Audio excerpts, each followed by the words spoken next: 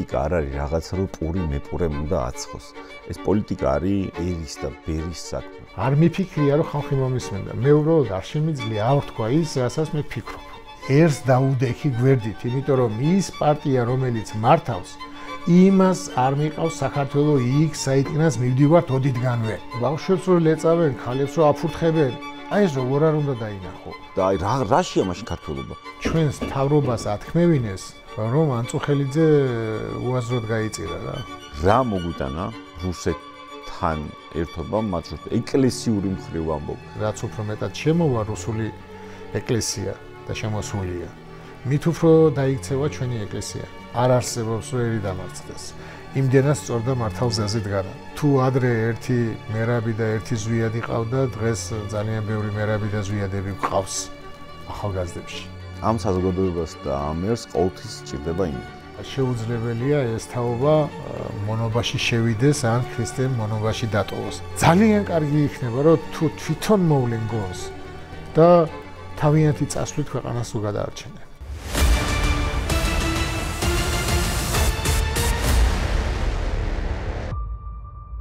გამარჯობა მეგობრებო, ცირეხნიანი პაუზის შემდეგ გიბრუნდებით YouTube პლატფორმაზე მისმინე გადაცემა აპოლიტიკური კოდი და დღეს ჩვენი სტუმარი იქნება არქიმანდრიტი დოროთე ყურაშვილი. კეთილი იყოს თქვენი უბრძანება, მამაო, მშვიდობა თქვენ, მშვიდობა საქართველოს. პირველი სასულიერო პირი ხართ, რომელიც ჩვენ სტუდიას ეწვია, პირველ რიგში დაღუცვას გთხოვთ. დაგლოცოთ მეთქვა, მოგესალმებით, მეთქვა გაგახაროთ და წარმატება მოგცეთ თქვენ ძალიან დიდ საქმეს ემსახურებით. ყველაზე დიდი მსახურება არის სიტყვის მსახურება. და თქვენს გადაცემას ძალიან კაი სახელი ქვია მისმინე და მე ვამბობ საერთოდ მაქვს ეგეთი დაკვირვება სმენასა და ხედვას შორის განსხვავებაზე და სულიერი გაგებით სმენა აღემატება ხედვას. როდესაც ქრისტე უпростоრეთ ღმერთი 10 მცნებას აძლევს, ესე ეუბნება ისმინე ისრაელო და მერე ამბობს გიყვარდეს ღმერთი შენი. ანუ პირველი მცნება ეს 10 მცნებაში არ შედის, მაგრამ უმთავრესი მცნება ღვთისგან მოცემული არის ის, რომ შეისმინო, რომ ისმინო, რომ გაიგო, რომ შეიმეცნო და ყველა ადამიანი ვინც შემეცნებას ემსახურება ძალიან დიდ საქმეს აკეთებს ღვთის წინაშე, რადგან შემეცნება არის ის, რითაც ჩვენ ღმერთს უახლოვდებით. მადლობა. პირველ რიგში ჩვენ გადაცემამდე გქონდა მცირე საუბარი და ბოლო პერიოდის განმავლობაში თქვენი გამოსვლები ფართო საზოგადოებისთვისაც ცნობილი გახდა უშუალოდ თქვენ მეუღლის გარეთ, მაგრამ ფართო საზოგადოებამ არ იცის თქვენ აქამდე რა გზა გაიარეთ და ჩემეთ ძალიან საინტერესო გზა გაქვთ გავლილი და რაღაც რო ამასაც დაუთმოთ რა. კი ბატონო, მე მოკლედ 92-ში მივედი ტაძარში, 24 წლის ვიყავი და 2 წელი ვიყავი ერში, იქ ვსწავლობდი, მერე ჩავაბარე, ანუ ზუგდიდიდან წამოვედი თბილისში ჩავაბარე 26 წლის ვიყავი. სემინარია დავამთავრე 98-ში და 98-ში წავედი ისევ ზუგდიდში, სემინარიაში ვისწავლე ხატწერა და ვხატავდი ტაძარს და ვასწავლიდი გიმნაზიაში საფთორჯულს, ვიყავი ეპისკოპოსის მთავარსტიქაროსანი, მთავარი ეკონომოსი და ეს ყველაფერს ერთად 2 წელი ვაკეთებდი. მერე ტაძარი რო დავასრულე, ჩემი დიდი სურვილი იყო რა თქმა უნდა ბერობა და მინდოდა გამეგზელებინა ხატწერის სწავლა. დღესაც ვსწავლობ 94-დან დღემდე კიდევ ვსწავლობ მას, ვიცი და ხატწერი ვარ პროფესიონალი, მაგრამ მაინც ის ყოველთვის ისწავლება, ყოველთვის მაინც ახალია და ბერობაში მინდოდა რომ აი ტაძრებში მევლო და მონასტრებში მევლო უпростоრედ და მონასტრებში აი მოუხატავი ტაძარი თუ იყო ის რომ მომეხატა და იქ მეცხოვრა მონასტერში და ეს მოძღვართან მქონდა განცხადებული და მოძღვარიც დამთანხმდა და მითხრა ესეთი რაღაცა კიო წადიო მოხატეო ტაძრებიო მაგრამო ხატვარი ნუ გამოხვალო ბერი იყავიო და მაშინ ვერ მივხვდი მე მივხვდი რომ რაც მითხრა რომ ბერობა სხვა რაღაცაა და მხატვრობა მაშინ მეხმარება ეს ჩემი სურვილი არ აღსრულდა 2002-ში რო აღგვიკვეცა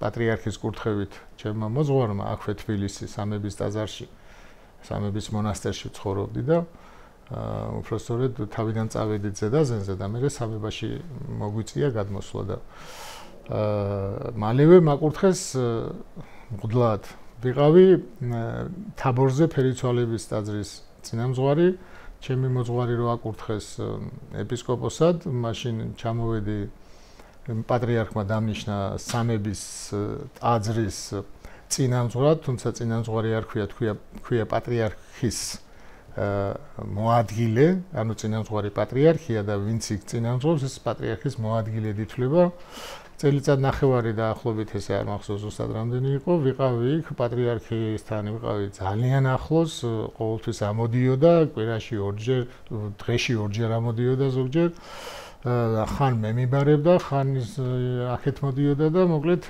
ძალიან ახლოს ვიცნობ პატრიარქს და მიცნობს მეც და პატრიარქს უნდა სახელმწიფო მთხოვა რომ მონასტერი გაეხსნა წალკაში იქ რაღაცა პრობლემები იყო და ვიღაცები გაუშვიო მითხრა და რომ ვიღაცები წავიყვანე იმათ შეეშინდათ არ უნდათ და მე პატრიარქსაც უთხარი რომ იქ ახალდაწყებული ვერ შეძლებს იმდან რთულია მეთქი და თუ თქვენი ნება იქნება მე წავალ მეთქი და პატრიარქმა მითხრა შენ საწახვალ აქ ვინ იქნებაო და მეთქარი აქ თქვენ ახარ და იქ მე წავალ მეთქი და გაუკვირდა მაშინაც ხა ნუ მაშინ მე ვერ ხედავდი რომ რაღაცა ნაბიჯი გადავდგი მაგრამ ჩემთვის ყოველთვის ბერობა უფრო აღმატებული იყო ვიდრე სამების წინამძღვრობა ან რაღაც ესეთი სტატუსებს არასოდეს არ ვეძებდი უფრო რთული იყო ჩემთვის სტატუსის ქვეშ რაღაცა მოღვაწეობა ვიდრე სადღაც სირთულეში და ბერობაში და რაღაც ძალიან მომწონდა იქაური ბუნებაც ამინდიც კი იმდენად ესეთი იყო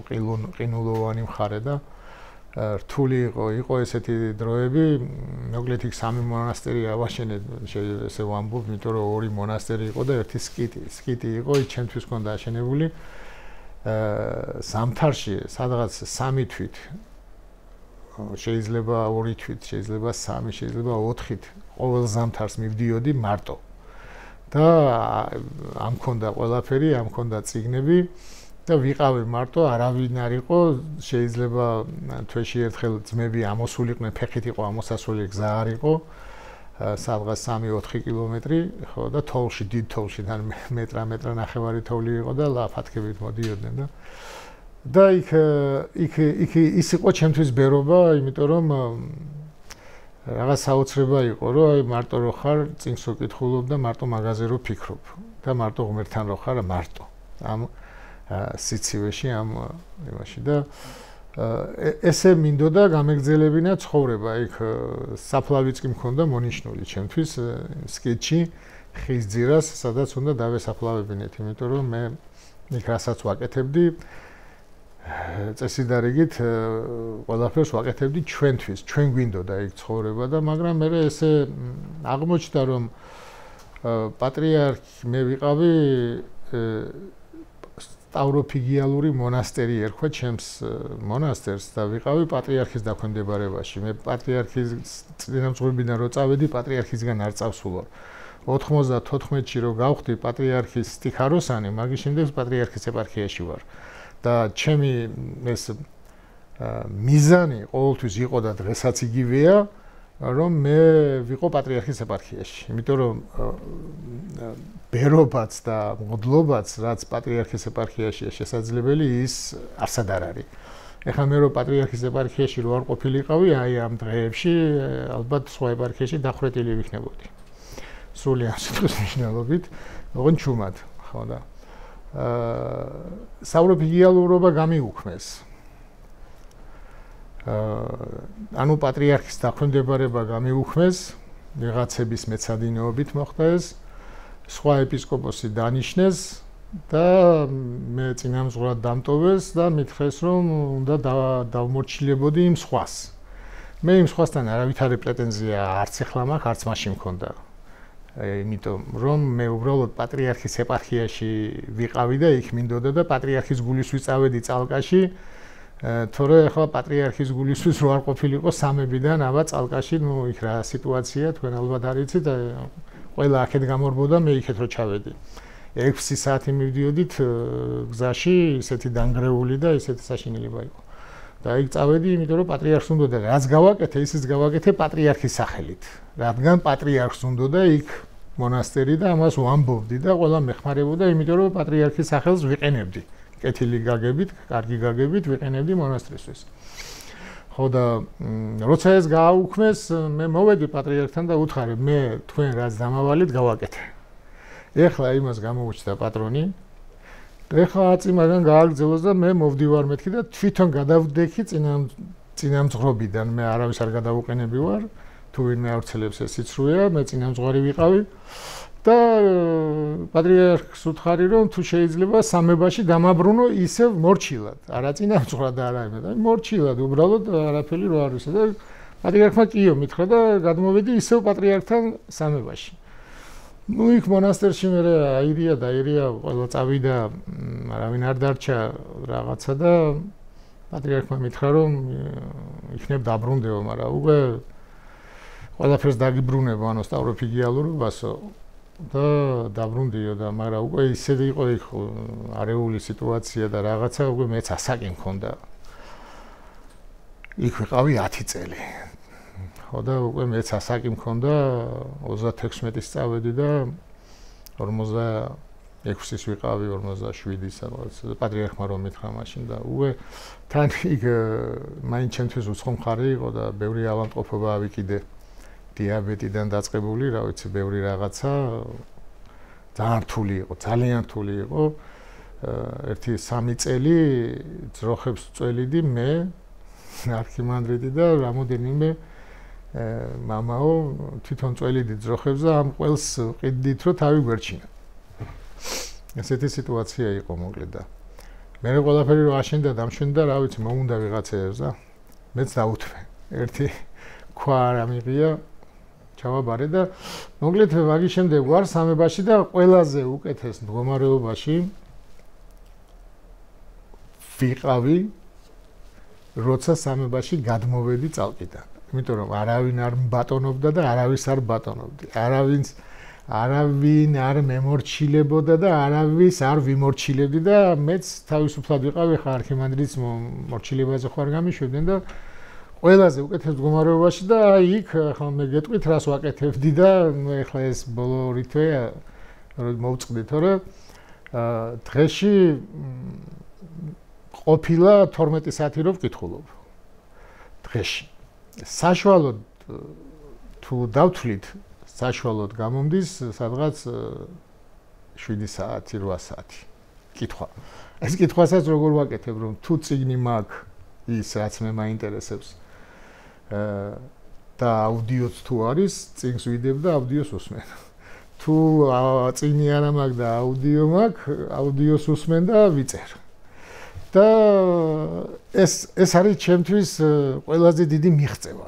ამის საშუალებაა წალკაში, ნუ როგორც გითხარი 3-4 თვე კი მქონდა რომ სკიცში მარტო ვიყავი, მაგრამ მერე სულ სამუშაო იყო და სარჩენი იყო და მოსავლელი იყო ყველაფერი და იქ არ მქონდა ესეთი ბერობა, ეგ არის ჩემი აზრით და დღეს გავხდი ყველა, ანუ მივაღწიე უსაქმურობას.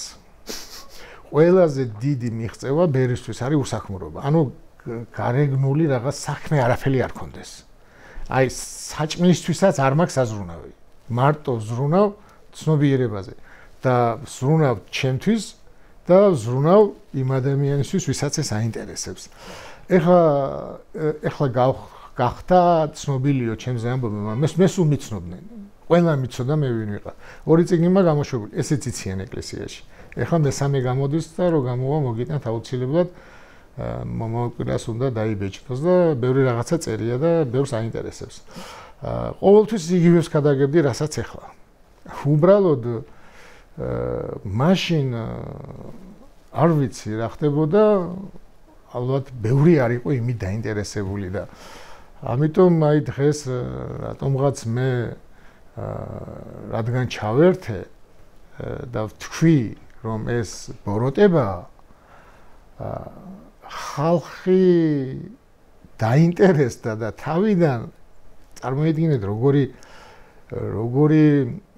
დაკარგული აქვს ეკლესიის ნდობა თავიდან არ მენდობოდნენ ანუ შინაგანად გრძნობდი რომ ეს ხალხი არ მენდობოდა იმიტომ რომ ესეც რაღაც ხოსეულდა არა ეს ხო არ არის ისე იმათი მოგზავნილი ანუ რუსული ან რაღაცა და რაღაცა ხო არ უნდა და არაფერი არ მინდა მე ისიც კი არ მინდა რომ არ მიფიქრია რომ ხალხი მომისმენდა მე უბრალოდ არ შემიძლია არ თქვა ის რასაც მე ფიქრობ რაც საჭიროა ერთმა კაცმა რო გაიგოს გამიხარდება თუ ერთმაც რო ვერ გაიგო მე მაინც ვიტყვი და იმის სიტყვას მე გაიგებენ ასეთი რამდენი ყოფილა რომელიც ჩვენ წინაპრებს უთქვამთ და მაშინ არ გაუგიათ მაგრამ მე გაიგო შთამომავლობა მე აყვა შთამომავლობა და ასე შემდეგ და მე დღეს მიხარია რომ ხალხი იღებს იმ სიტყვას რა სიტყვასაც მე ვამბობ ქრისტეზე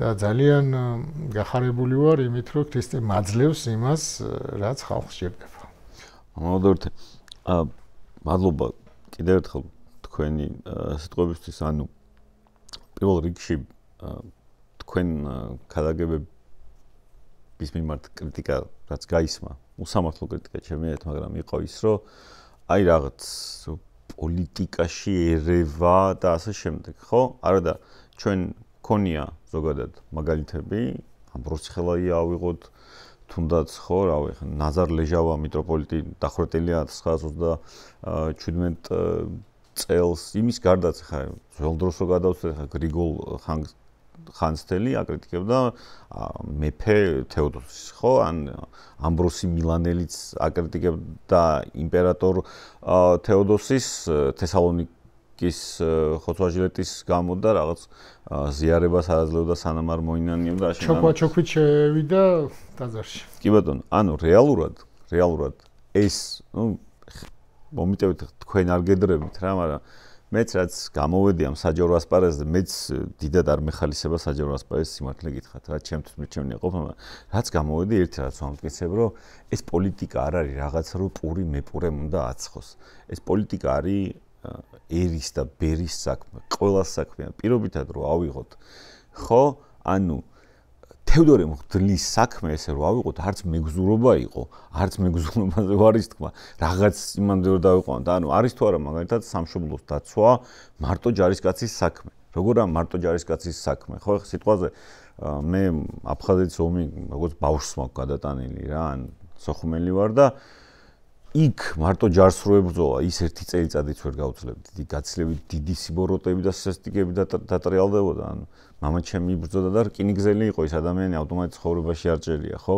და მის გვერდით უამრავი მსგავსი ადამიანი იყო ანუ პოლიტიკა და საერო საქმე ქვეყნის საქმე არ არის დამოკიდებული იმაზე შენ მზარეული ხარ თუ მეცნიერი ხარ ანუ ის შენ გეხება ხო მაგრამ აი თეოლოგიური კუთხითაც რო შევხედოთ ამ ყველაფერს და პირველ ყოვლისაგან თქვენ გესაუბრებით ზუსტად თეოლოგიური კუთხეა საინტერესო ანუ რამდენად არის სასულიერო წოდების და სასულიერო პირების საქმე პოლიტიკა ხო მოკლედ პოლიტიკა ეს ბევრგანმა ნათქვამი აქაც ვიტყვი პოლიტიკა ესმით არასწორად სიტყვა პოლიტიკა მე ასე განმარტავ მას პოლიტიკა პირველად ესე არისტოტელემ თქვა რომ ადამიანი არის პოლიტიკური ცხოველი ეს ნიშნავს რომ ადამიანი არის პოლიტიკური არსება ანუ საზოგადოებრივი არსება რომელსაც საზოგადოების გარეშე გადარჩენა არ შეუძლია ანუ პირველი კაენმა რო ხობე შემოავლო უпростоრედ თხრილი რო შემოავლო ეს ნიშნავდა იმას რომ იმას თავისი თავიდან ვიც მასთან იყო ის უნდა დაეცვა ქალაქი ზუსტად იმიტომ ქალაქები იმიტომ იქმნებოდნენ რომ ადამიანს მარტო გადარჩენა არ შეუძლია და ერთად უნდა გადარჩნენ. ამიტომ ეკლესია ეს არის კრებული და თუ პოლიტიკას ჩვენ თარგმნით და საზოგადოებასთან ურთიერთობას ჩავსვამთ ამ იმაში. ამ შემთხვევაში ის ეკლესია ვალდებულია საზოგადოებასთან იზრუნოს. პირდაპირ ვალდებულია მე ჩემს მრევლზე ვიზრუნო. როცა მას პრობლემა აქვს ვიზრუნო. როცა მას თუ სახელმწიფო დაუპირისპირდა ვიზრუნო და ასე შემდეგ. ამიტომ ჩემზე რო ამბობენ ვიღაცები რომ თვითქოს პოლიტიკურად ხადაგებს, საერთოდ არ არის პოლიტიკური ხადაგება. ჩემი ხადაგება იქნებოდა პოლიტიკური მაშინ როცა თუ ერთ პარტიას ავირჩევდი მეორეს საპირისპიროდ. მაგრამ მე ახლა ერთი პარტია კი არ ავირჩიე. მე ერთს დაუდექი გვერდით, იმიტომ რომ ის პარტია რომელიც მართავს, იმას არ მიყავს საქართველოს იქ საიდანაც მივდივართ ოდითგანვე. აი ამას ვაცხადებ, რომ მე არც ოცნებას ვარ დაპირისპირებული, როგორც ასეთი. ოცნებას კი არა, ოცნების კურსს ვარ დაპირისპირებული და ოცნების მოქმედებასა ვარ დაპირისპირებული, რომ როგორ შეიძლება პოლიტიკა იყოს, პოლიტიკაში ჩარევა იყოს, როცა ჩემი ხალხი, ჩემი მრევლი დგას იქ. ბევრს მოხვდა კიდე. და არ თქვა არაფერი. მოაკეთებთ ამას. და ვიღაცას აწუხებს, რომ დააკვირდითო როგორი ეკლესიის მტრები არიანო და დაგიმტკიცებთო, აი ურნებს წავენო და სკამებს წავენო. ეპისკოპოსი ამბობს. ანუ ურნები შეწუხდა, ურნები რო დაწვეს, ურნები კი არა სახელმწიფოს ანგრევენ, როცა რაღაცა აჯანყება მოხდება, ისეთი რაღაცები ხდება. ურნებს ხედავდა ბავშვებს რო ლეწავენ, ქალებს რო აფურთხებენ. აი ეს როგორ არ უნდა დაინახო. ამიტომ ყველა ვინც ამბობს რომ მე საჯაროდ მამხელს რომ პოლიტიკაში ვერევი, ის ჩარეულია პოლიტიკაში, რომ მხარეა. და არის მთავრობის მხარე და ჰეროდეს ემსახურება.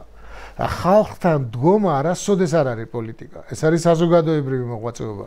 აი რომელი გაჩერდებოდა, რომელი გაჩუმდებოდა, აი ამ როსი გაჩუმდებოდა დღეს. არც გაჩუმდა. ხო. აი დღეს ვინმე გაჩუმდებოდა. მე აი არ მესმის და რა ვქნა. არ მესმის როგორ შეიძლება გაჩუმდე, როცა შენი ერი ესეთ უბედურებაშია და შენი ერის მონაპოვარს ანადგურებენ. მონაპოვარი, მთელი ჩვენი მონაპოვარი არის ის, რომ ვიყო თავისუფლები. ილიას გზა რა არის? ჩვენი თავი რომ ჩვენ გვეკუთვნოდეს. ამას ანადგურებენ და ეს ერი ჩამაბარა მე ღმერთმა. და ქრისტემ თავისი მამასთან რომ თავისი წარუდგინა, რა გააკეთა? წარუდგინა რომ ვინ შენ ჩამაბარეო, არც ერთი არ დამიღუპიაო. გარდა ზედაღუპისაო. აი ყველა დავიცავიო და შენ ახლაო შენ გევედრებიო, მეო გავდივარო და მამაო გევედრებიო, რომ ესენიო აქ დაიცვაო. კი არ გაიყვანო? აქ დაიცვაო. ქრისტემ ძალიან საინტერესო ადგილია. სახარებაში ეს ძალიან გაუგებარი ადგილია. ჩვენ სახარებას ვაკეთებთ თარგმნით. და ეხლა გამახსენდა მაცხოვარი ეუბნება ლუკას სახარებაში. თქვენო მეო რო გაგაგზავნეთო საქადაგებლადო და რო გითხარითო რომ ეს არ აიღოთო, ის არ წაიღოთო, აბგა არ წაიღოთო, ვერცხლი არ წაიღოთო, ოქრო არ წაიღოთო, ორი ტანსაცმელი არ წაიღოთო, მუშაკია ღირსია თავის სასყიდელისაო, რო გითხარითო, რამეო გაკლდათო? არაო. არაფერი არ გვაკლდაო. ხო და ეხლაო გაყიდეთო შესამოსელიო და იყიდეთო დანა. აი ეს ეხლა გაყიდეთ შესამოსელი და იყიდეთ დანა. აი სხვადასხვანაირად განმარტავენ, მაგრამ აი ჩემთვის ყოველთვის გაუგებარი იყო. აი რას ნიშნავდა განმარტებები წაკითხული მაქვს 1000. და ამის წინ ეუბნება რომ თქვენ ყველანი ჩემში დავკოლდებით, ეჭვი შეგეპარებათო ჩემს ღმერთობაში. პეტრემ ხო თქვა არ ვიცნობ ამ კაცო. ჩვენ ჩემს ღმერთობაში თქვენ რო ეჭვი შეგეპარებათო და ეს იმას ნიშნავს რომ უჩემოდ დარჩებითო. აი უჩემოდ დარჩენილებს დანაც დაგჭირდებათო, შესამოსელიც დაგჭირდებათო თავის დასაცავად და ეს ყველაფერი დაგჭირდებათო. ანუ ღმერთის გარეშე თუ დარჩები, ამ შემთხვევაში ადამიანს ჭირდება ფულიც რო თავი დაიცვას, ჭირდება ყველაფერი და მე ქრისტესთან რო ვარ, ამ თავრობისგან არაფერი არ მჭირდება. ჩემი ახლობლები მეუბნებიან, არ გეშინია, არ მეშინია. რატო არ მეშინია, იცით რომ როგორ უნდა შეგეშინდეს, როცა ქრისტე შენთან არის და თუ ქრისტემ დაუშვა რომ მე არ ვჭირდები ამ ქვეყანას, ქრისტეს ამიქნები. თუ ქრისტემ დაუშვა რომ მე ჩემი დრო არ არის და მე ჩემს ერს უნდა დავეხმარო, ჩემს ერთან ერთად ვიქნები. და ძალიან ბევრი რაღაცა მაქვს სათქმელი ჩემი ქვეყნისთვის, ძალიან ბევრ რაღაცას მაძლევს უფალი და ეს მინდა მათ განუცხადო და მათ გვერდით ვიყო. ეს არ არის პოლიტიკა. ეს არის ჩემს ერთან ურთიერთობა და მე მინდა რომ ჩემმა ერმა იცოდეს რომ ქრისტე მათზე ზრუნავს და ყველაფერი კარგად იქნება.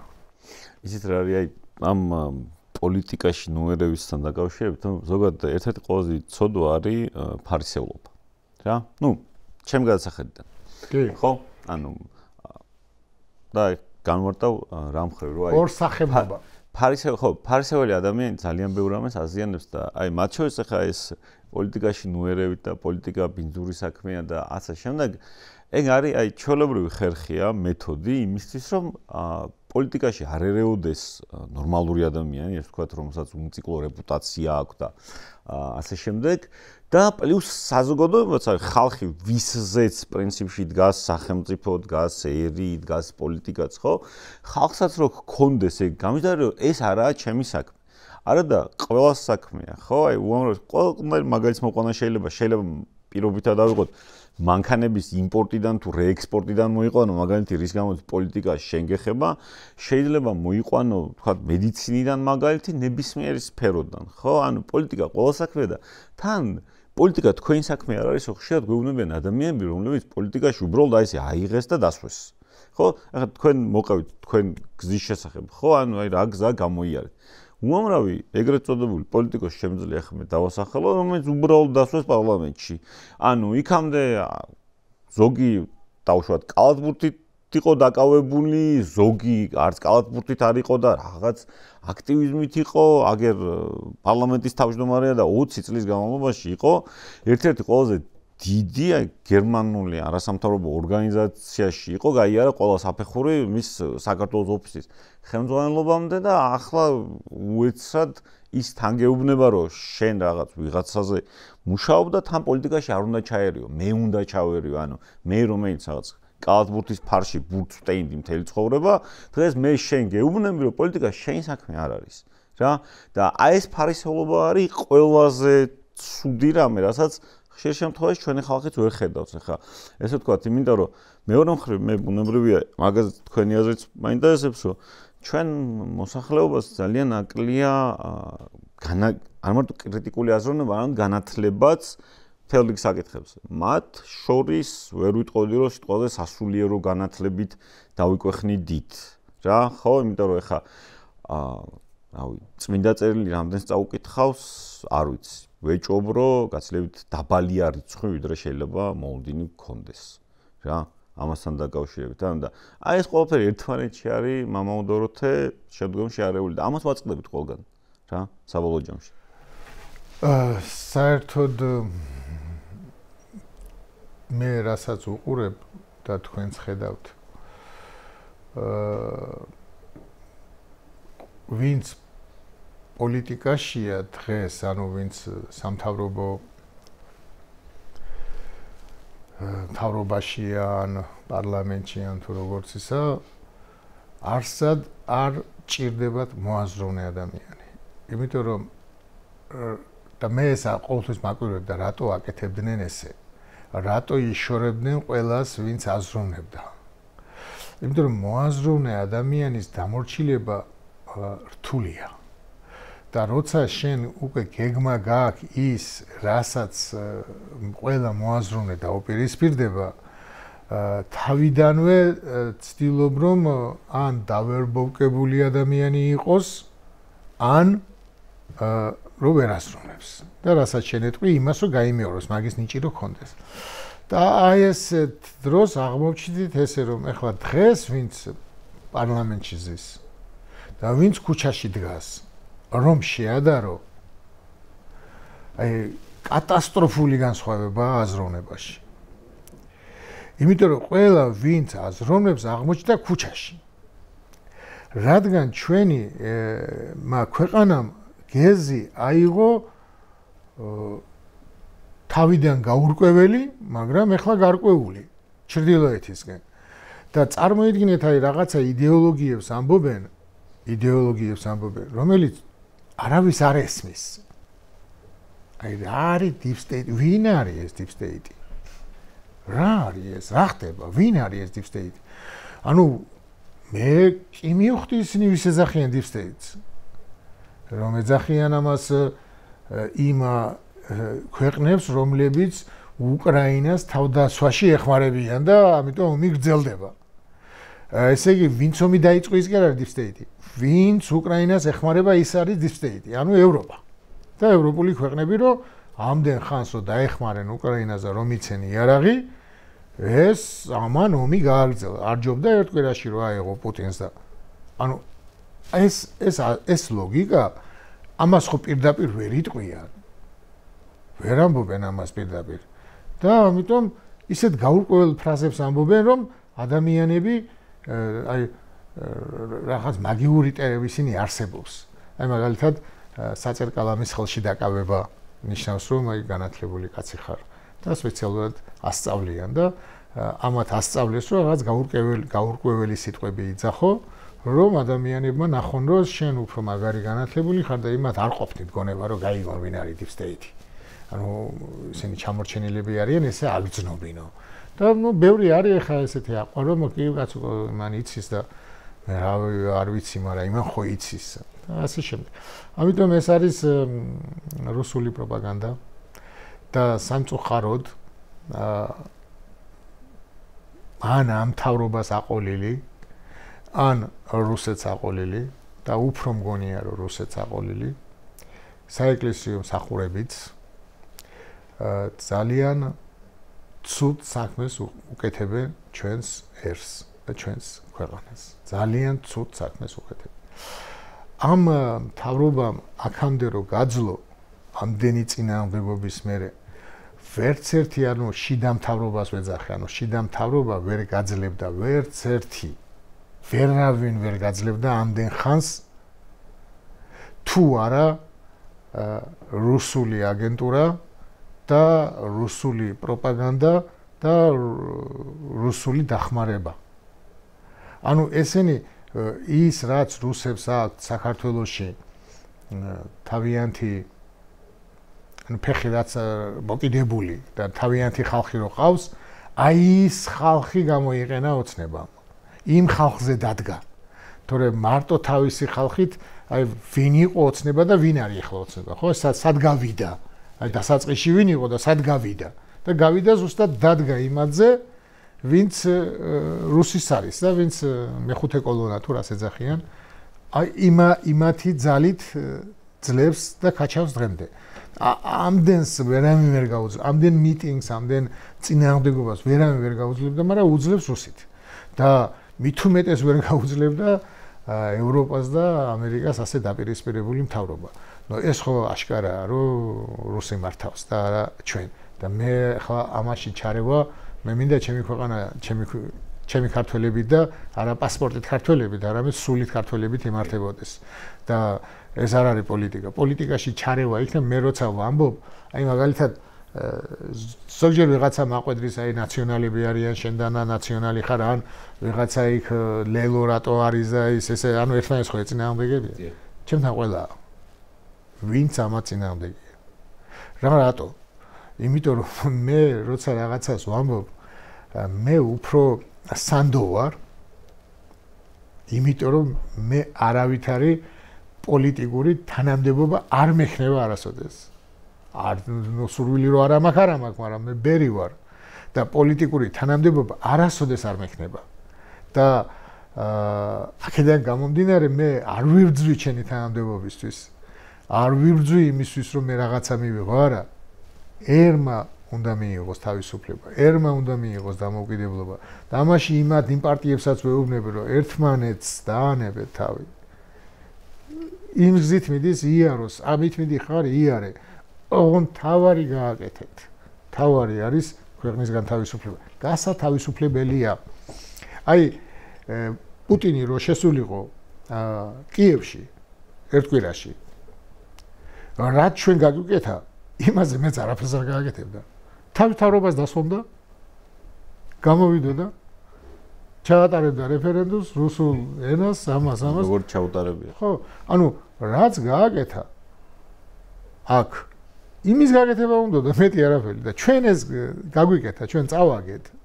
ხო, იმედია საბოლოოდ აი რუსეთზე საუბრობდით რა და ახლა ჩემ პირად გამოცდილებიდან რაც აფხაზეთიდან რაც მახსოვს, ესე იგი აფხაზეთში ახალ ათონში, მოვასწარი ყოფნა ბავშვობაში რა და მონათლული ვარ ილორში. რა? მეც. მართლა? უი, რასაუბრობ. ხო და მაშინაც კი არის საბჭოთა დროს. ხო, საბჭოთა დროს როგორ იყო? ეხლა მან ჯერ და ეკლესიაში და ესე მონათულა ესე ღიად ბევრი ვერ ბედავდა, არ ბედავდა რაღაცა და გამენათვალდნენ.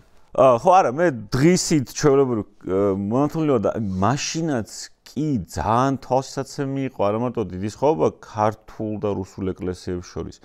არამედ აი რაღაცნაირი არა ქრისტიანული მინდა გითხრათ იმათი მხრიდან მიდგომა ან ჩვენ ხო რეალურად არსებობს 15 უკრაინის ეკლესიის ჩათვლით თუ არ ვთქვი 16 მართლმადიდებლური ეკლესია, მაგრამ ეს ვთქვათ ქრისტიანული ძმობა ერთნი ვართ, ხო, რაღაცა ვერ იგრძნობდი იქ რომ ერთი იყო და აი რუსეთის ეკლესიაზე რო ვისაუბროთ რა, 1811 წლიდან რაც რუსეთმა გააუქმა საქართველოს ეკლესიის ავტოკეფალია და ეგზარქოსები დაგვინიშნეს და ამ შემდეგ ახლა არ დავიწყებ ეკლესიების შეღებვა, საგანძურების გატანა და ამ შემდეგ ერმიტაჟში მაქვს მაგალითად ნანახი ჩვენგან წაღებული საეკლესიო საგანძურის რაღაც ნაწილი რა, ანუ რუსეთის ეკლესიას და სახელმწიფოს ჩვენთვის, ხო?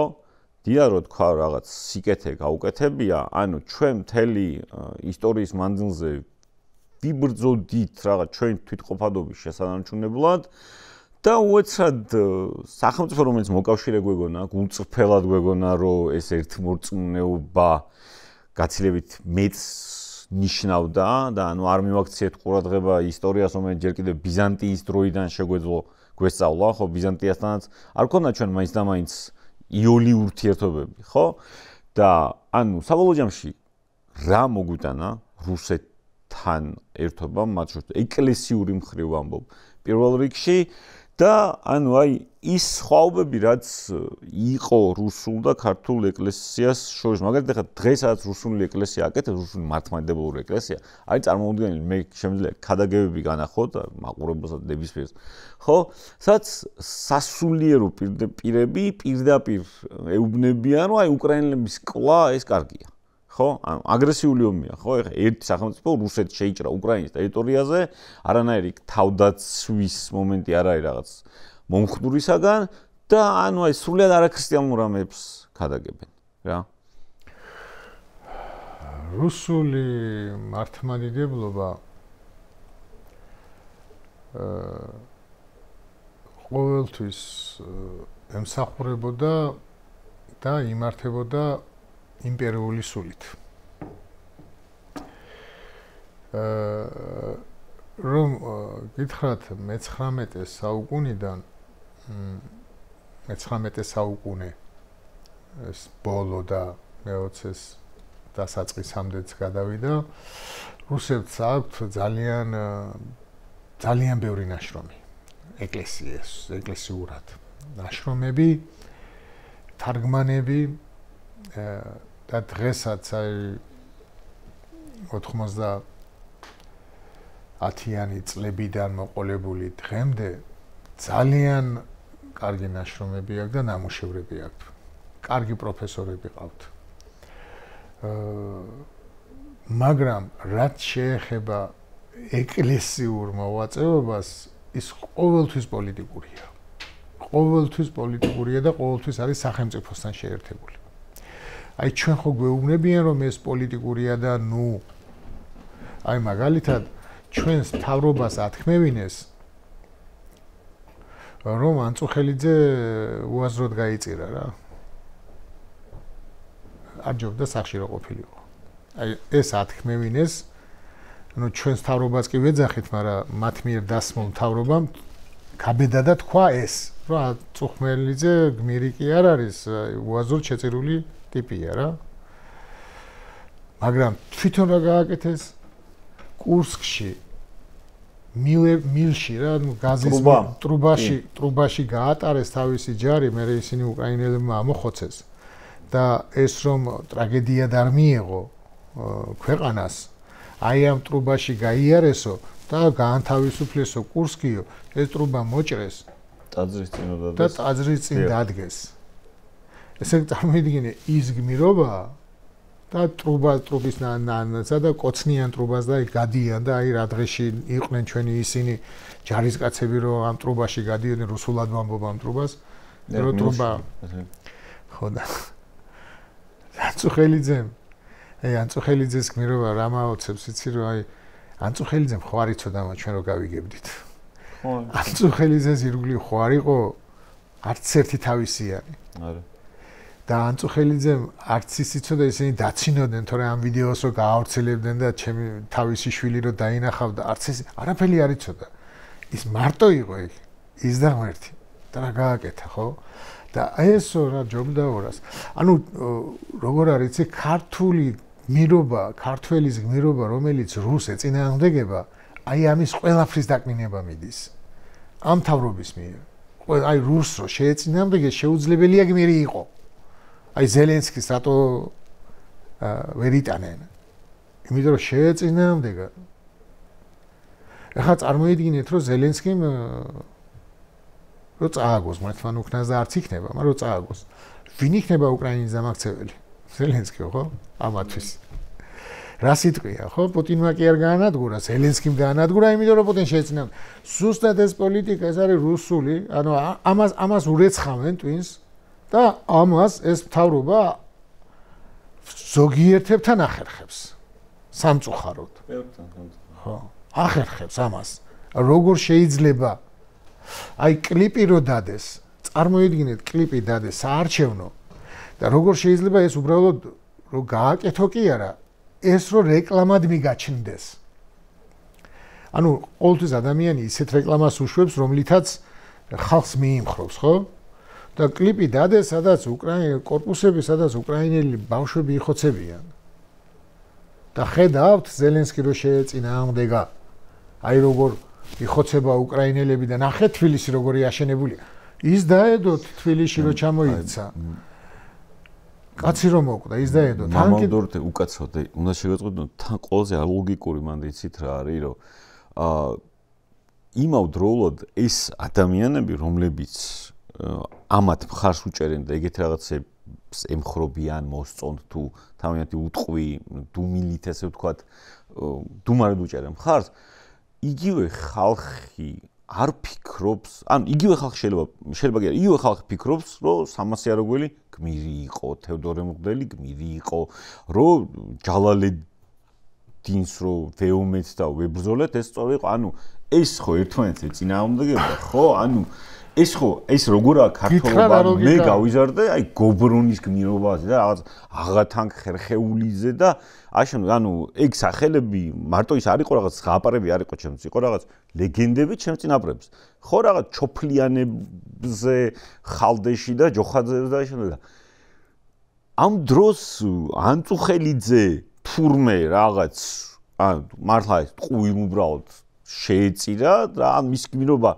მიაფუჩეჩეს ესე ვთქვათ და აი რაშია მაშინ ქართველობა აი მაშინ რა არის რანი ვართ რანი ვიყავით და საით მივდივართ როგორ ვართ მაშინ ქართველები ის ვინც თქვენ ჩამოთვალეთ ისინი ხო რუსებს არ ებრძოდნენ აი რუსებს ვინც ებრძოდნენ და რუსეთი ვისაც ებრძოდა და ვისაც კლავდა. იმაზე ისინი არაფერს არ ამბობენ. თოფლიერი და ჯოხაძეები ებრძოდნენ ხალხის აჯანყებას. ხო, ნუ ეს კი, მაგრამ ეს კი ბატონო, დანარჩენები არავინ. არა. ხო და ეს ერთმორწმუნეა, გესმით? აი რაშია დაფარული ეს ყველაფერი. და იმასაც დააკვირდით, რომ რუსეთმა ომი აწარმოა. ნუ ახლა ჩეჩნეთს ნუ ვიტყვით, იმიტომ რომ ეს ასე თუ ისე მაინც თავისი ქვეყანად ითვლებოდა. არ არის ჩეჩნეთი რუსეთი, მაგრამ რუსეთში შემავალი იყო და არ გაათავისუფლა, არ გაუშვა, რაც ცუდია, მაგრამ მაინც შიდა ომად შეიძლება ჩაითვალოს. რაც გარეო იომა ეს არის საქართველო პირდაპირ. და ეს არის უკრაინა. ორივე მართლმადიდებელი. ანუ შენ ჩემი ხარ და უჩემოდ არ უნდა იარსებო. თუ გახსოვთ ყოველთვის იყო ესეთი ანუ ისტორიიდან ვიცით რომ როდესაც რევოლუცია მოხდა 17-ში ჩვენთანაც აქ გათავისუფლება რო დავიწყეთ ყველა ამბობდა ვინც მთავრობაში მოვიდა ისინი ამბობდნენ რომ რუსეთის გარეშე ვერ გავძლებთ. აი ამ წლებში რუსეთმა რო ჩვენ ჩაგვიკეტა ვიზა მოგვცა და ვიზის გარეშე რო ვერ შევდიოდით და ასევე ემბარგო რო დაგვადო. ამით რუსები დარწმუნებულები იყვნენ, რომ მათ გარეშე ვერ გავძლებდით. ეს რასაც ჩვენ გვეუბნებოდნენ, ის თვითონ აჯეროდათ. და მათ გარეშე რო ვერ გავძლებდით, აი ამაში დარწმუნებულები იყვნენ და 2008-ში ომი იმიტომ დაგვიწყეს, რომ მათ გარეშე გავძელით და არათუ გავძელით. მათზე უკეთ დავიწყეთ ცხოვრება. აი ეს ვერ აიტანა, რომ მათ გარეშე და მე აღმოჩნდა რომ თურმე ნატოშიც შევდივართ. რამაც გააგიჟა. ეხლა ნატოში რო შეგვესწრო, ხომას ვერ მოახერხებდა და როგორ უჩემოდ როგორ იცხოვრებთ. ანუ ის არის რომ მისი ვისავართ რა ბოსტანი. და აი ხო უკრაინას რატო არ ეძახის იმას? ომს უკრაინა-რუსეთის ომს რატო არ ეძახის? იმიტომ უკრაინა ეს რუსეთიაო. ანუ საერთოდ არ ცნობს მსოფლიო კანონებს, კანონმდებლობებს, სუვერენიტეტს და სამხედრო ოპერაციას ეძახის უკრაინაში შეჭრას და მიშას ცხინვალში შესვლა თურმე ომი ყოფილა. დაგვირდით როგორი რაღაცა ჩვენმა მთავრობამ მიშამ დაიწყო ომი და მიშამ როგორ დაიწყო ეს მართლა ხო ჩვენი ქვეყანაა კაცო. ომს საკუთარ ქვეყანაში როგორ იწყებ? ომს იწყებს სხვა ქვეყანასთან. და ის სხვა ქვეყანაზე ომება დახოცა ხალხი თავისიც და სხვისიც. და ეს არისო სპეციალური სამხედრო ოპერაცია. ეს არ არის ომი. რატო? იმიტომ რომ უკრაინა რუსეთია. მისი აზრით. ანუ მას გადაუბრუნდა ტვინი რაღაცა ისტორიები მოიფიქრა და უკრაინამ რო თქვას რომ რუსეთი უკრაინაო, კიევსკაია რუსი არის და რუსეთი ჩვენ გვეკუთვნისო და უკრაინას თუ მეტი ძალა აქვს და რუსეთი რო დაიყოს მაშინ ასე თქვის. საერთოდ მონღოლეთმა არ თქვას მანდ არაფერი. ხო, მონღოლეთმა არ თქვას არაფერი. კი ბატონო, მაგრამ როგორი რაღაცა არის, იცით რომ აი ანუ იმდენად აშკარაა ამათი პოზიცია, რომ ძალიან კარგი იქნება, რომ თუ თვითონ მოვლენ გონს და თავიანთი წასვლით ქვეყანას თუ გადაარჩენენ. თვითონ მოვლენ გონსო ვერაფერს დაახლოებით სოდომის და გომორის ამბავს მაგონებს, როდესაც უფალი ყველაფერს ეცადა, მაგრამ ნუ ვერ მოვიდა ეს ამბავიც ხო, ანუ ეს ზოგად რაღაცებს გვეუბნება, ხო ეს არ იყო მარტო ორი კონკრეტული ქალაქის ამბავი, ეს არის ამბავი იმისა, რომ ანუ უფალი როგორც ცდილობს ხალხი გონს მოეგოს, მაგრამ ნუ მხოლოდ მცირე ნაწილი თუ მოეგება. ან მართლა ძნელია ხა რუსეთზე მსჯელობა. აი რაჭრილში მინდა იცით თქვენი აზრი გავიგო ისევ და ისევ. პირველი რომ აი რუსეთმა ეკლესიურად რა მოგვიტანა, ანუ რა უარყოფითი შედეგები იქონია რუსეთთან ჩვენმა თანაცხოვრებამ, რომელიც 2 საუკუნე გაგრძელდა და კიდე ერთი, აი თქვენს ბრძანეთ, რომ რუსეთი ერთმორწმუნეა. რომ საერთოდ რომ შევეშვათ დიდ სქიზმას და კათოლიკეებად და მართლმადიდებლებად დაყოფას, მარტო მართლმადიდებლური ეკლესია თქვი კიდევაც აი 15 უკრაინის ეკლესიის გარეშე. იმასაც რუსეთი არ აღიარებს და ამ მართლმადიდებელ ეკლესიებში ოდნავ მაინც ანუ თავისი ავტორიტეტით მეტი როლი აქვს კონსტანტინოპოლის პატრიარქს, ხო? ყველანი თანასწორნი არიან, მაგრამ მაინც. ხო და აი რატო არ არის ჩვენი ერთმორწმუნე სიტყვა, რატო უფრო ხშირად გვესმის? ხო, რომ აი რუსეთი არის ერთმორწმუნე, არა, კონსტანტინოპოლიც ერთმორწმუნეა, ანტიოქიაც ერთმორწმუნეა, საბერძნეთის მართლმადიდებლური ეკლესიაც ჩვენი ერთმორწმუნეა, მაგრამ ჩვენი უბრალოდ პროპაგანდა ისია მომართული, რომ აი ერთმორწმუნედ გასაღებენ მხოლოდ და მხოლოდ ერთ ეკლესიას და ანუ პრაქტიკულად შენ მოსისხლე მტერ სახელმწიფოს, რომელსაც არასოდეს კარგი შენთვის არ გაუკეთებია. არა და მე ხა ამ დეტალებში ვერ ვიკავებ, მაგრამ დარწმუნებული ვარ რაღაც საერთო არანაკლები გვექნება ჩვენ კონსტანტინოპოლის საპატრიარქოსთან თუ არა მეტი ვიდრე მოსკოვის საპატრიარქოსთან.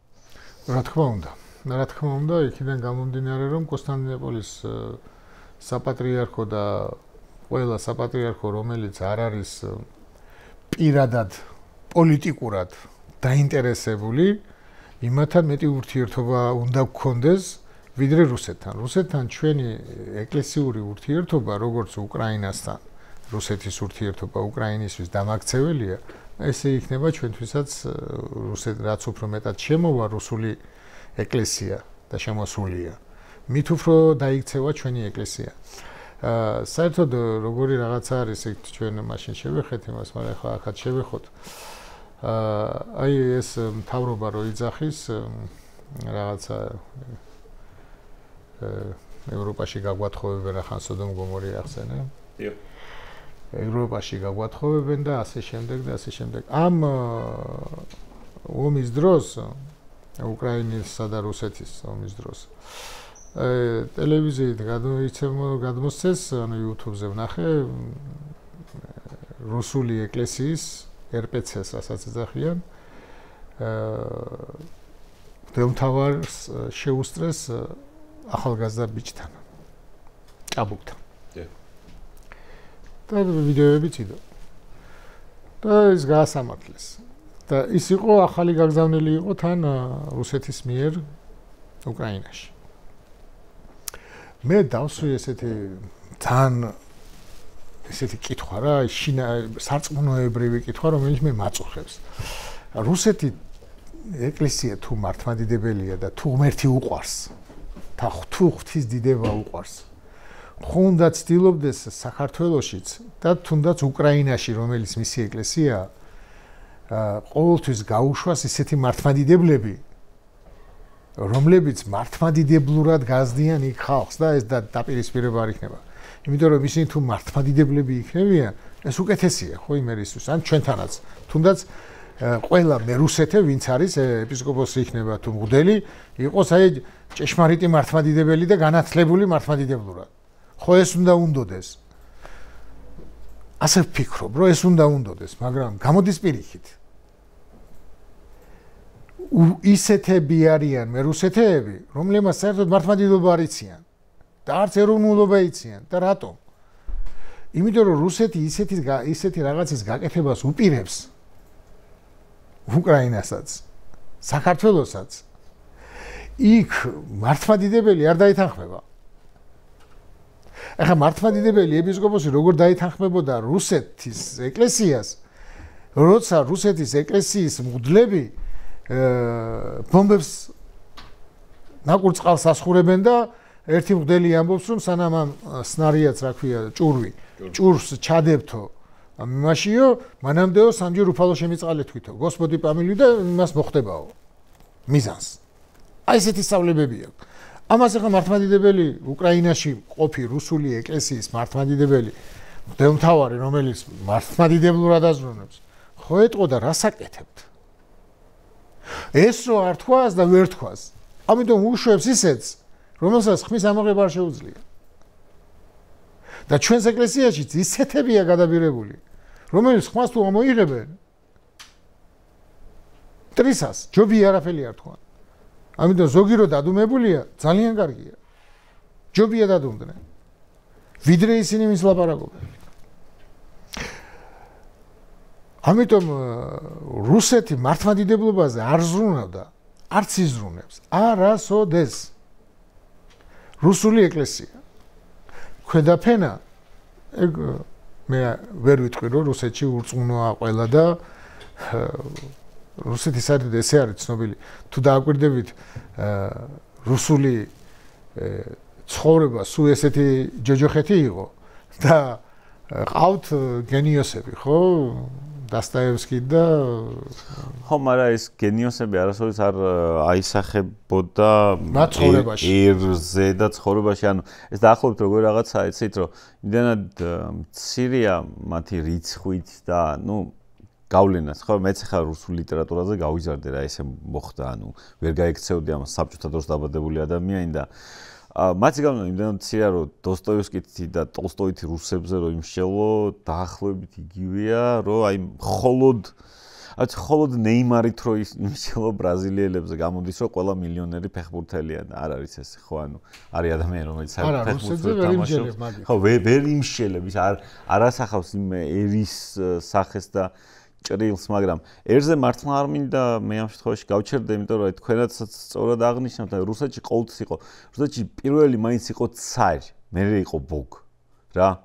და ეგ არის, ანუ რუსეთში ეგ იგივე მესამე რომის იდეაც ხო, რომელიც აბსოლუტურად ჰაერიდან მოტანილი იდეა, არავითარი ვისა, რა ქვია, მესამე რომი მოსკოვი არ არის, ხო, არანაირი ესე ვთქვათ, შემცვლელი აღმოსავლეთ რომის იმპერიისა და ბიზანტიისა და კონსტანტინოპოლის არ არის, მაგრამ ამის მიუხედავად ჯიუტად დღემდე კონსტანტინოპოლს არც ისტანბულს უძახიან, არც კონსტანტინოპოლს უძახიან царьград.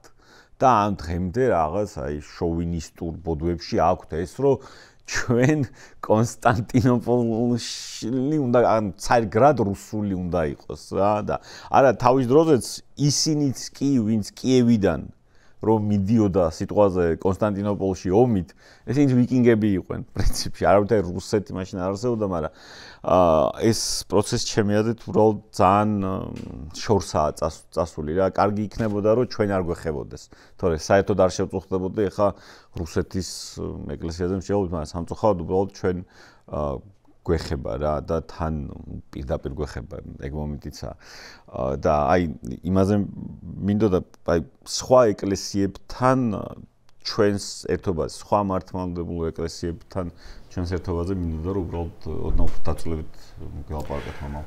სხვა ეკლესიებთან ჩვენი ურთიერთობა შეზღუდულია. დიახ. ეს პოლიტიკური მომენტის გამო რუსული ეკლესიიდან გამომდინარე. იცით როგორ არის, აი ეკლესიაში მოხდა ესეთი რაღაცა, რომ მსოფლიო პატრიარქმა რო კრება მოიწვია საყოველთაო. მსოფლიო არ დაურქმევიათ, მაგრამ საყოველთაო კრება ეკლესიების ისა ჯერ ჩვენმა ეკლესიამ განაცხადა, რომ არ მივდივართ და მე რუსეთმა დაგვიჯერა და რუსეთიც არ წავიდა. როგორც ჯერ ჩვენმა მთავრობამ განაცხადა რომ ომის პარტია არის ევროპა და მე ახლა რუსებმაც დაიწყეს რომ ომის პარტია არის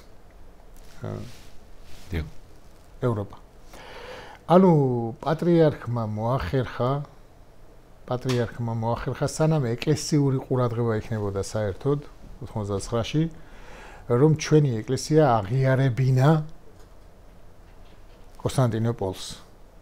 არა ხელახლა, არამედ აღადგინეს ავტოკეფალია. ამას ეწინააღმდეგებოდა რუსეთი მაშინაც? მაშინ ვერ ეწინააღმდეგებოდა, იმიტომ რომ ჯერ კიდევ კომუნიზმი იყო 99 წელი და ეკლესიას მაშინ ეკლესიას და არც რუსულ პატრიარქიც ნორმალური ყავდათ, მე მგონი ალექსი იყო.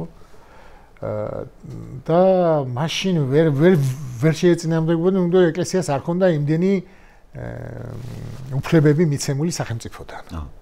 რუსეთში.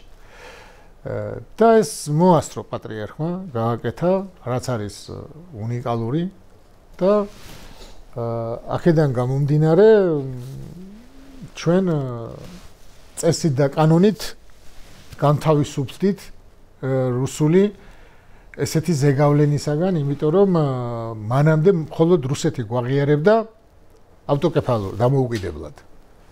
ნუ სტალინის ჩარევით იმის ისა რატო ჩაერია როგორ ეს ახლა ისტორიული ფაქტია, მაგ არ გვინდა, მაგრამ მარტო რუსეთი გვაღიარებდა, არც კონსტანტინოპოლი და არც სხვა ეკლესიები. და პატრიარქმა რაც მოახერხა, ეს ზუსტად იმას ნიშნავს, რომ ჩვენ უკვე გავედით დამოუკიდებლად სოფლიო ეკლესიებთან ურთიერთობაში. მაგრამ შემდეგ მოხდა ის, რომ აფხაზეთი ჩამოგვაჭრეს, აფხაზეთის ეკლესიაში ჩვენ ვერ შევდივართ. ამით გვასანტაჟებს თუ რამე, აგერ აფხაზეთის ეკლესიას ვაღიარებ ცალკე და ასე შემდეგ. 1000-ე აგერ ოსეთის ეკლესიას. ანუ სანტაჟის ენა აქვს რუსეთს ეკლესიასაც იგივე როგორც მათ პოლიტიკას. იმიტომ რომ საერთოდ რატო ვერ უნდა შევდიოდეთ ჩვენ აფხაზეთში. ანუ აფხაზეთი ეს ეკლესია არასოდეს არ ყოფილა დამოუკიდებლად აფხაზის. ეს ყოველთვის იყო საერთო, ხო? ქართული კულტურაა იქ. ქართული არის ყველაფერი, ქართული საერთო კულტურაა და იქ ქართული მღვდელი რატო არ უნდა იყოს? რატო უნდა იყოს რუსი? და რატო უნდა იყოს ეს, მაგრამ რუსეთი ესეთი ის არის, რუსული ეკლესია იგივეა, რაც არის რუსული სახელმწიფო. მაგრამ ეს დიდხანს არ გაგრძელდება. ეკლესია კი იქნება, მაგრამ ამ პოზიციიდან დიდხანს ვერ იარსებებს. იმიტომ რომ ძალიან ბევრი მოინდომა. სოფლიოს დაუპირისპირდა. და სოფლიოს დაპირისპირებული კაცი და სახელმწიფოც დიდხანს ვერ. ისე რაც პარადოქსულია, სოფლიოს ქრისტიანულ ნაწილს არიან დაპირისპირებულები. მოკავშირეებიდან ჩრდილო კორეა და ჩინეთი, ირანი. და ამავდროულად ძალიან ფარისეულურად და აი ურცხვად ამბობენ რომ რაღაც ქრისტიანულ ღირებულებებს და მართლმადიდებლობას იცავენ და აი ოდნავ დაკვირვებული თვალიც კი დასვამს დააკვირდება დასვამს ამ კითხვებს რომ აი როგორ ახერხებთ ამას მაგი ვთქვი რომ აი ეს ორი ომი აწარმოა და დახოცა მართლმადიდებლები ჩვენ დაგხოცა ანწუხელიძე ვინ იყო ან მართლმადიდებელი არ იყო ჩვენ დაგხოცა და ხოცავს უკრაინელებს და პლუს თავის ჯარისკაცებს. ცოტა კი არ დაიღუპა. რა თქმა უნდა. რუსი. ანუ მართლმადიდებლებს ანადგურებს, კი არ იმას შვება. ანადგურებს და როგორ იცავს მართლმადიდებლებს? აი რამდენი ჯარისკაცი გაანადგურა თავისი, რამდენი უკრაინელი ბავშვი დახოცა, ანუ როგორ ბინძურად იბძვის, ანუ ესე არავინ არ იბძვის, ესე ბინძურად. ეს თუ უკრაინელები იმას ესვრიან ქარხნებს და რაღაც იმებს, ესენი პირდაპირ კორპუსებს ესვრიან, სადაც ბავშვს ძინავს. კი ბატონო. პირდაპირ კორპუსებს ესვრიან. ესეთი ბინძური მებრძოლი როგორ შეიძლება მართლმადიდებელი იყოს? ანუ სადოთ ღმერთზე საუბარი რუსულ პოლიტიკასთან, ეგ არის რაღაცა საშინელი შეცდომა. არც მართლმადიდებლურზე და არც ის მუსულმანურზე. კი ბატონო. არც იმათ აქვს ესეთი არავის არ აქვს ესეთი უზნეობა. რაც მათ აქვს ამ ომში. რა უზნეობასაც ისინი ჩადიან. მამაოდორთე ჩვენს საზოგადოებაზე რო ვისაუბროთ და იმ სიტუაციაზე რის წინაშე ვდგევართ რა, მე პირადად ეგეთი გახლეჩა საზოგადოების არ მახსოვს 90-იანების მერე. იქ იყო ესეთი დაუფარავის ზიზღი და აგრესია სიტყვაზე ერთმანეთის მიმართ და ანუ მე ბუნებრივია ამაზე ლომის წილ 90% პასუხისმგებლობას ვაკისებ ხელისუფლებას, იმიტომ რომ ხელისუფლებას აქვს ყოველთვის ბერკეტები და ამათ დიდი ხანია 12 წელიწადზე მეტი აქვს ყველა ბერკეტი, რომ ეს საზოგადოებრივი განწყობებიც მართონ და ანუ მათგან მოდის აი დაუფარავი ცინიზმი მოდის, იქ სადაც ცინიზმის არ და საჭირო. ანუ შეუძლიათ უბრალოდ გაჩუმდნენ არაფერი არ თქვან, მაგრამ ამ ცინიზმით კიდევ უფრო აღვივებენ ამ ყველაფერს რა და ან თქვენ რამდენჯერმე ბრძანეთ და ბუნებრივია თქვენი სამწყსო ყველანი ვართ, ხო? ყველანი თქვენი სულიერი შვილები ვართ, ხო? კეთამხარეს თუ აკეთამხარეს, მაგრამ ასევე ფაქტია, რომ ეს საზოგადოება ძალიან გახლეჩილია, რა. ანუ თქვენ როგორ უყურებთ ამ პროცესებს? აი საზოგადოების როგორც სასულიერო პირი, როგორც წემსი. მე ვფიქრობ, რომ საზოგადოება არ არის გახლეჩილი. საზოგადოება არ არის გახლეჩილი. გახლეჩილია მთავრობა და საზოგადოება. თავრობაა მოწყვეტილი. ხო, მოწყვეტილია მთავრობა საზოგადოებას. კი ბატონო. და საზოგადოება ჩემდა საბედნიეროდ. როგორც თვითონ ამბობენ ჩემზე რომ ჩვენი აღმოჩენა ხართო ისე არის ეს საზოგადოება ჩემი აღმოჩენა ამ ასეთი მტკიცე და ასეთი ჯიუტი სიმართლეში ეს სიტყვა ვიხმარე და არ მოეწონა და ჯიუტის განმარტავ რომ ნიშნავს უდრეკს მეორე მნიშვნელობაც აქვს გაკერპებული მაგრამ თვითონ სახარებაში მოთმინება სადაც არის ნათქვამი იქ არის ვინც ბოლომდე დაითმენს გადარჩება ვინც ბოლომდე დარჩება იდეის ქვეშ ანუ ვინც გაჯიუტდება თავის იდეაზე ანუ ეს იდეა არის ამ შემთხვევაში ქრისტეს ღმერთობა და ქრისტეს აღიარება ხო და აი ეს ჯიუტად რომ მიდიან წინ და ასე ჯიუტად ართმობენ ეს არის სრულიად მართლმადიდებლური და სრულიად ქრისტიანული ქრისტიანული არ არის მკვლელობა მაგრამ ქრისტიანული არის რომ დაითმინო არ შეგეშინდეს არ დათმო არ დაუთმო აი ამას აკეთებს ჩვენი საზოგადოება დღეს ახალგაზრდები განსაკუთრებით და არიან ძალიან განათლებულები და საუბრის დროსაც ახლა ბევრთან მაქვს საუბარი და არ მეგონა ასეთი ინტერესი თუ ექნებოდა საღვთისმეტყველო ძალიან დიდი ინტერესი აქვს ძალიან დიდად უნდათ რომ უფრო მეტი გაიგონ ქრისტეზე და ქრისტიანობაზე სულ შედარება უნდათ აი ის რომ ამბობს ეგ არის სწორი ხო და მე ვერ გავამართლე ფრაზაც ისინი ხედავენ რომ არასწორია მართლა არასწორია და რომც მოვინდომო ვერ გავამართლებ იმას იმიტომ რომ ამათ უკვე იციან რომ ის არასწორია ამიტომ ჩვენი ერი ძალიან გონსმოსული ერია გონსმოსულ ამ სიტყვას იმიტომ ხმარობ რომ უძღებ შვილზე არის ნათქვამი რომ გონს მოვიდა ანუ გაცოცხლდა გაცოცხლებას ნიშნავს ადამიანი მაშინ ცოცხლდება როცა გონს მოვა ჩვენი ერი გონს მოსულია იმ გაგებით რომ ყველაფერს ხედავს ყველაფერი დაინახა თუ ადრე ეგონათ რომ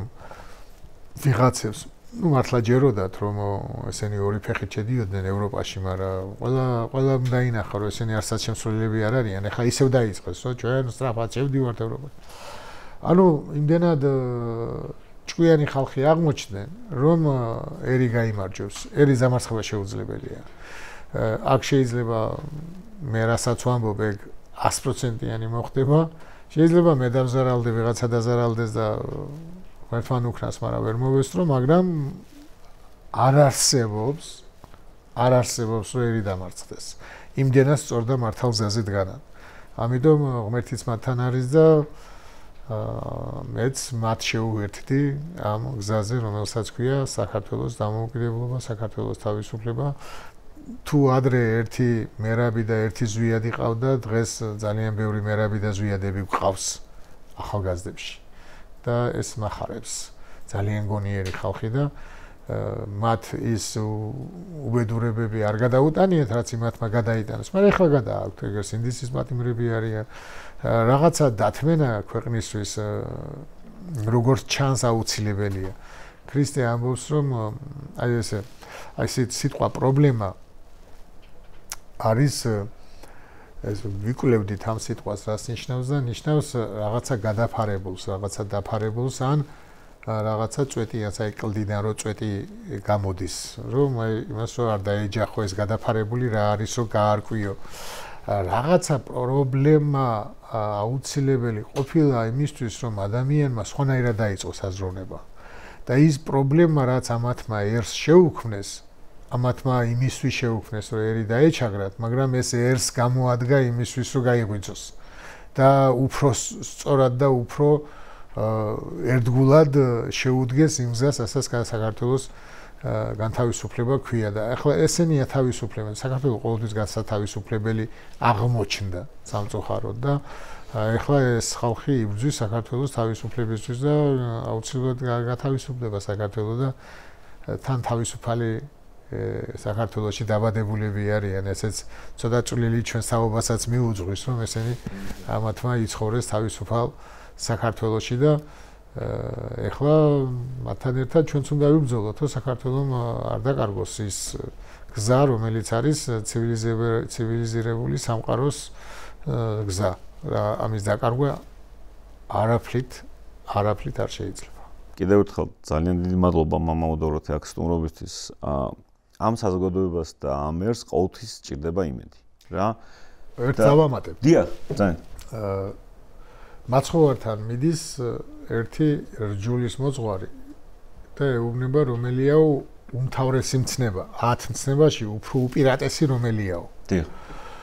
ხო და მაცხოვარი ეუბნება რომ გიყვარდეს ღმერთი და გიყვარდეს მოყვასიო. და მე ის აგძელებს რომ ეს მოყვასის სიყვარული ღმერთის სიყვარულს უტოლდება და მაცხოვარი ეუბნება ახლოს ხარ სასופველთან. ესე იგი მოაზროვნე ადამიანი რომც არ იყოს ქრისტიანი. ანუ ქრისტიანში გულისხმობ ცხოვრების წესით, თორე ჩვენ ყველანი ქრისტიანები ვართ და ყველანი მონათლულები ვართ, მაგრამ აი ცხოვრების წესით. მაგრამ აზროვნების წესით თუ სიმართლეს მიყვება და სიმართლეს ემორჩილება ის ძალიან ახლოს არის სასופველთან და ძალიან ახლოს არის ქრისტესთან.